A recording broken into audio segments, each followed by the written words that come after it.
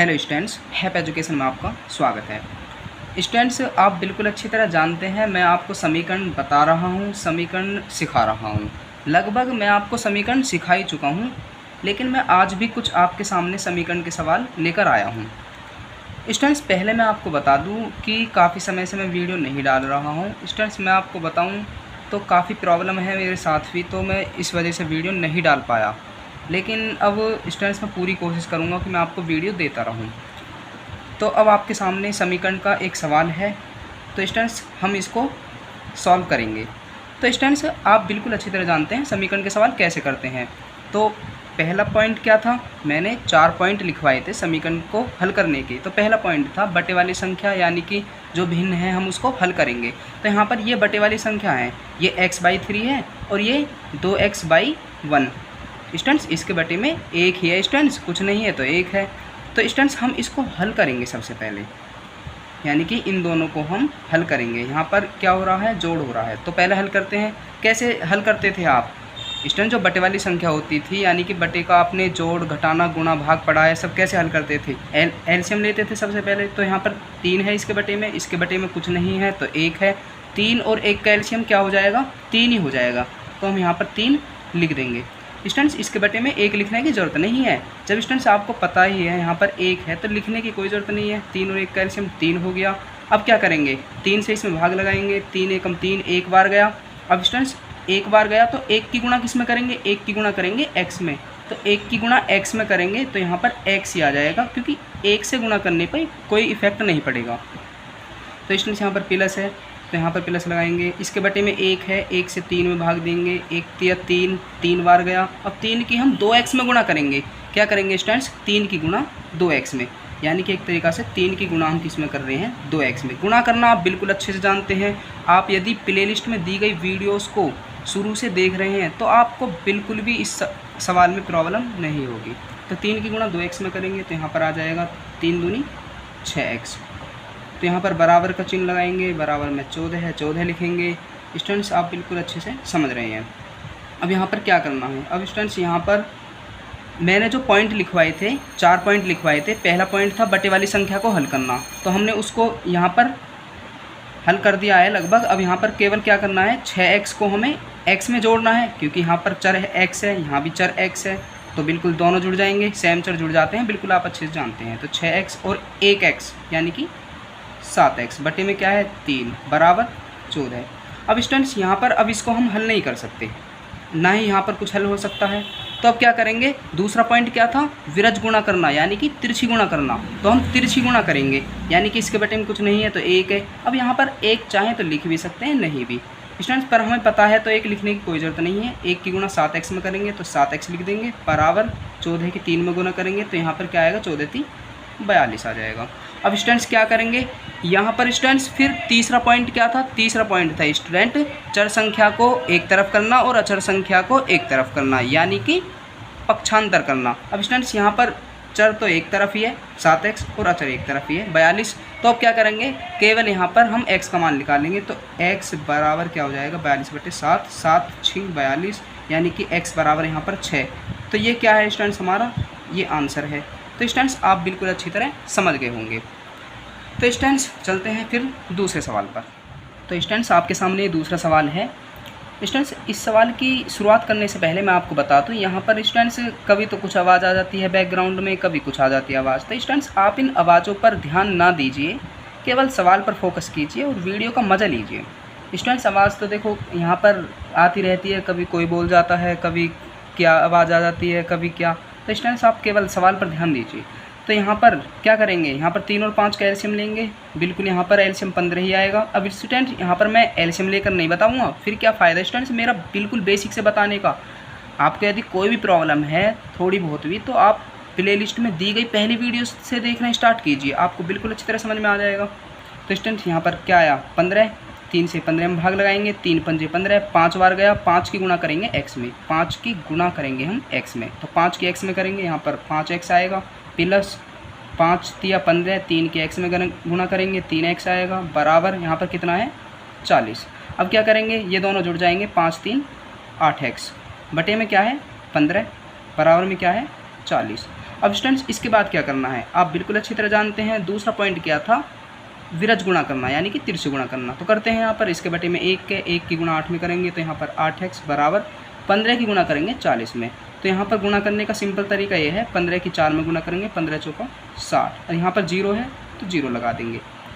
तो स्टूडेंट्स 15 की हमने 40 में गुणा कर ली है, 600 आ गया है। अब क्या करेंगे, x का मान निकाल लेंगे, x बराबर 600 बटे में क्या जाएगा 8। अब हम इसको काटेंगे तो 8 से ये 600 पूरा का पूरा कट जाएगा। स्टूडेंट्स मुझे कैसे पता है, क्योंकि मुझको नियम आते हैं, मैंने नियमों को पढ़ा है, संख्या कैसे काटी जाती हैं।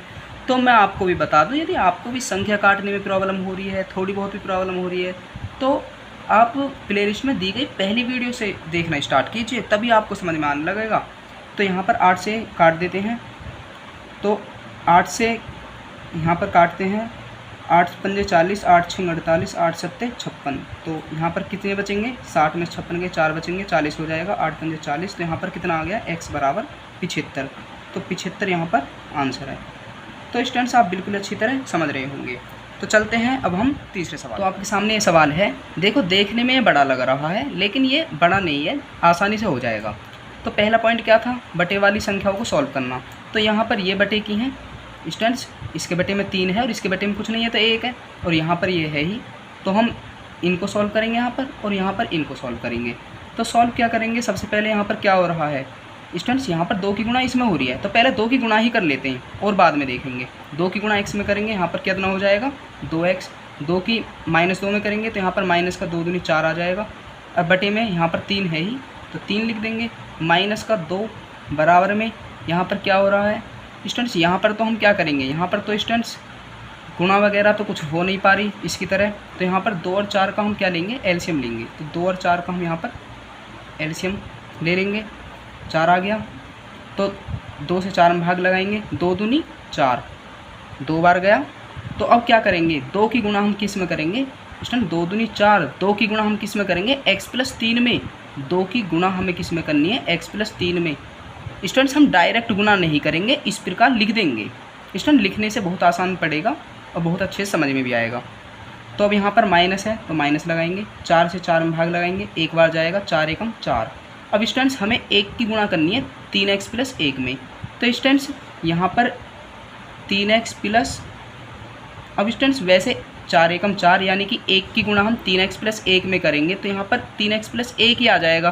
तो हमें यहाँ पर ब्रैकेट लगाकर 1 लिखने की ज़रूरत नहीं है। समझ पा रहे हो मैं क्या बोलने की कोशिश कर रहा हूँ स्टूडेंट्स। यहाँ पर देखिए आपको, जैसे कि यहाँ पर 4 की गुणा 4 का भाग 4 में लगाएंगे तो 1 बार जाएगा। 1 की गुणा किस में करेंगे हम, यहाँ पर 1 की गुणा हमें किस में करनी होगी, 3x + 1 में। तो मैंने यहाँ पर इस प्रकार नहीं लिखा है 1 गुणा 3x + 1, यानी कि इस प्रकार नहीं लिखा है मैंने, क्योंकि मुझे फिर भी पता है 1 की गुणा 3x + 1 में करेंगे तब भी 3x + 1 ही आएगा। कैसे, 1 की गुणा 3x में करेंगे 3x, 1 की गुणा 1 में करेंगे इसमें तो 1 एकम 1, तो 3x + 1 फिर भी आएगा। तो मैंने यहाँ पर 3x + 1 ही लिख दिया है एक बार में। तो आप बिल्कुल अच्छी तरह समझ रहे होंगे स्टूडेंट्स। तो 1 की गुणा करने से कोई इफेक्ट नहीं पड़ता है, जो संख्या होती है वही आ जाता है। तो इसलिए मैंने यहाँ पर डायरेक्ट ही 3x + 1 ही लिख दिया है। तो अब यहाँ पर आगे भी करते हैं इसको सॉल्व। अब यहाँ पर क्या हो रहा है, तो स्टूडेंट्स यहाँ पर तो अब क्या करेंगे, 3 है, इसके बटे में 1 है, 3 और 1 का एलसीएम यहाँ पर 3 लेंगे, 3 एकम 3। 1 की गुणा किस में करेंगे, 2x - 4 में। तो मैंने क्या बताया था, 1 की गुणा करने पर कोई इफेक्ट नहीं पड़ता है। तो 1 की गुणा 2x - 4 में करेंगे तो 2x - 4 ही यहाँ पर आ जाएगा। माइनस है, माइनस लगाएंगे। अब क्या करेंगे, इसके बटे में कुछ नहीं है तो 1 मानेंगे, 1 तिया 3, 3 बार गया। 3 की गुणा किस में करेंगे, 2 में। तो स्टूडेंट्स मैं यहाँ पर अब डायरेक्ट ही गुणा कर दूंगा, 3 गुणा 2 नहीं लिखूंगा यहाँ पर। तो 3 की गुणा 2 में करूँगा, 3 दूनी 6 बराबर। अब यहाँ पर क्या करेंगे, 2 की इसमें गुणा हो रही है तो यहाँ पर 2x + 2 तिया 6 माइनस। अब स्टूडेंट्स मैं आपको बिल्कुल अच्छे से यहाँ पर बता दूँ, यहाँ पर हमने एक गलती की है। अब स्टूडेंट्स उस गलती को देखते हैं क्या है वो गलती। स्टूडेंट्स यहाँ पर देखो, ये वाला जो माइनस है ये किसका माइनस है स्टूडेंट्स, ये वाला माइनस इस पूरी संख्या का है, 3x + 1/4 का। समझ पा रहे हैं स्टूडेंट्स, ये तो स्टूडेंट्स बीच में लगा है माइनस, तो ये इस पूरी संख्या का है।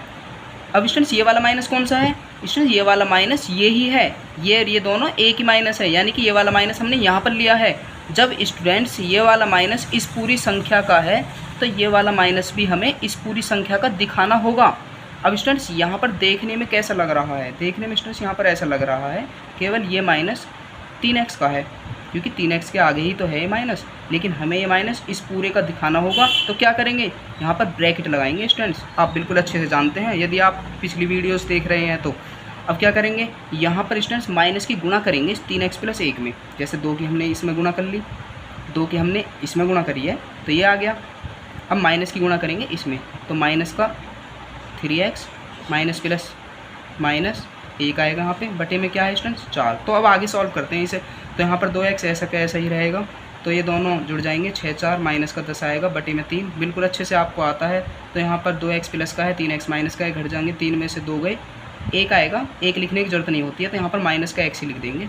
अब क्या करेंगे, 6 में से 1 गया 5, प्लस का 5 बटे में क्या है 4। अब क्या करेंगे स्टूडेंट्स, अब यहाँ पर हम तिरछी गुणा करेंगे, क्योंकि हम सॉल्व तो कर ही चुके हैं बटे की संख्याओं को, यहाँ पर तिरछी गुणा ही करना है। तो 4 की गुणा करेंगे 2x माइनस 10 में, तो 4 दूनी 8x माइनस 4 धाम 40 बराबर 3 की गुणा इसमें करते हैं माइनस का 3x।